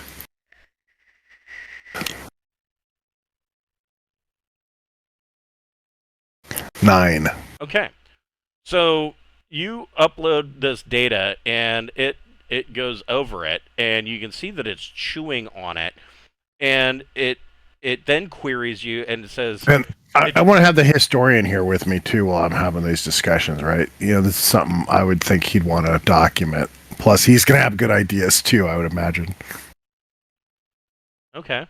He's on the ship right now, right? He's on the Desinex, yes. Let's bring him in. You can call him in. Yeah, let's call him in. So that'd be an Erline. So let him scan him.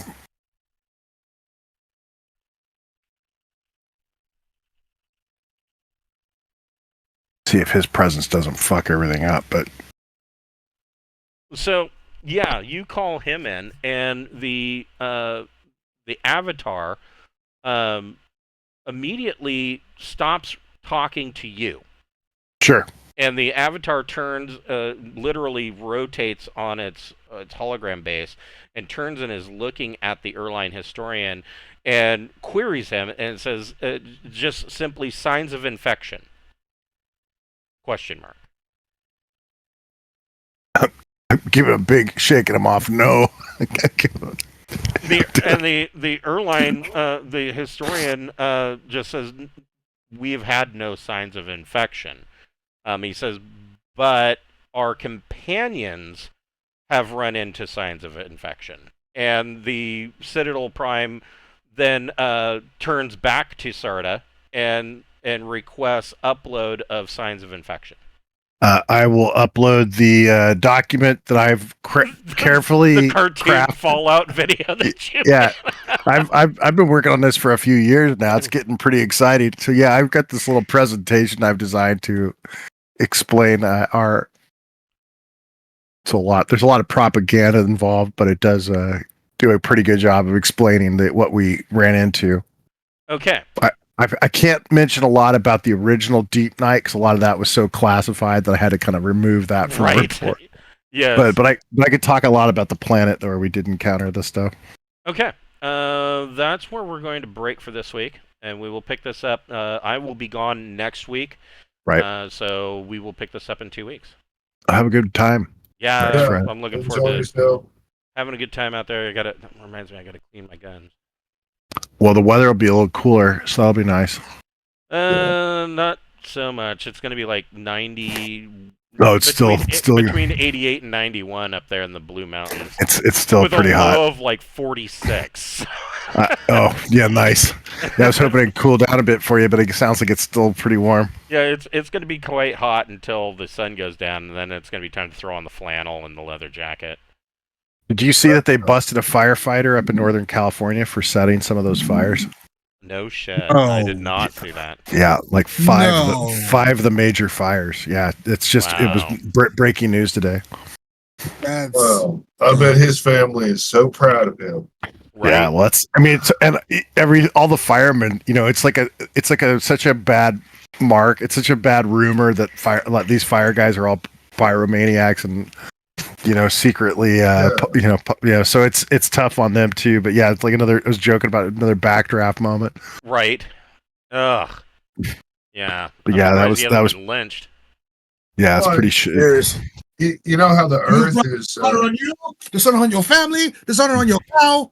Right. You know how the earth is like 3/4 water, 70% water, something like that. And of all the water on the earth, very little of it is sparkling or carbonated. So that proves that the earth is flat. Yes. Yeah. Not in this house. I really enjoyed Agatha all along. Just dropped yesterday or the day before. I've heard some people saying that was actually pretty good. It's really good. So I mean, it has what's her name in it, so I'm already in. Oh, Catherine Hahn. Her too, but this is a TV show you're talking about? Aubrey Plaza, yeah, the Disney Plus, yeah, it's the sequel to Wanda. It's the sequel to WandaVision. They're doing a trilogy. They did WandaVision was one season. They're now doing a season focused on Agatha Harkness.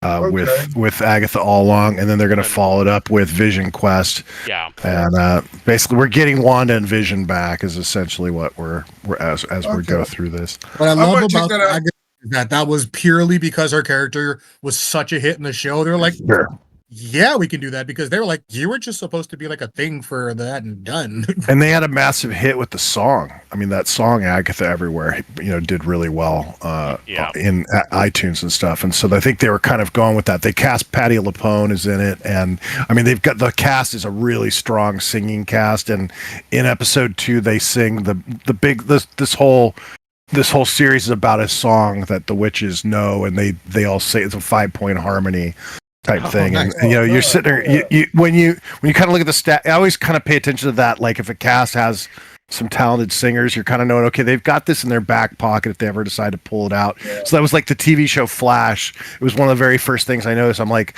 they've got like 4 people on this show that are really good singers. This may come up, at some certain, it's at a certain point in the future, this may come up, but they've got 4 really good singers on this show. And it's the same thing with this Agatha everywhere. Yeah. And Aubrey Plaza is amazing. So she's playing what you'd expect from her, someone, psychotic and dangerous and sexy. So yeah, it's I'm enjoying it. Everything I ever want from her. Well, I'll see y'all tomorrow. Yes, I will see you tomorrow. And Brian, you will be gone for a birthday party, right? All right, I will not see you tomorrow. Damn. Thanks for reminding me. Yeah. No problem. All right. So I will see you tomorrow, Wes. All right. Good one. I will see you guys not in here 2 for weeks. next Friday? Are you here for next Saturday? Yes. Okay. Yes. Right. Next Saturday is on. Okay. All right. Have a good night, guys. Take care. Good night.